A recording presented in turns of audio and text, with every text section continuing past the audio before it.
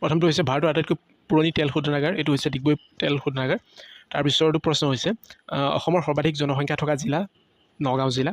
তাৰপিছৰটো হৈছে অসমৰ পৰিবহণ বিভাগ স্থাপন কৰা হৈছিল এইটো কিমান চনত 1948ত।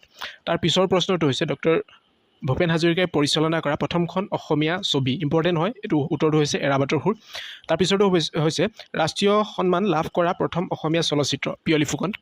তাৰপিছত হৈছে ভূপেন হাজৰিকাই সংগীত পৰিচালনা কৰা প্ৰথম বঙালী কথাছবিখনৰ নাম, ইয়াৰ উত্তৰটো হৈছে মাহুত বন্ধুৰে। তাৰপিছৰ পইণ্টটো হৈছে বৰ্তমান অসমৰ মুঠ মহকুমাৰ সংখ্যা, এইটো হৈছে 78। তাৰপিছত হৈছে মহাকাশলৈ প্ৰথম প্ৰাণী কঢ়িয়াই নিয়া মহাকাশযানখনৰ নাম হৈছে স্পুটনিক 2।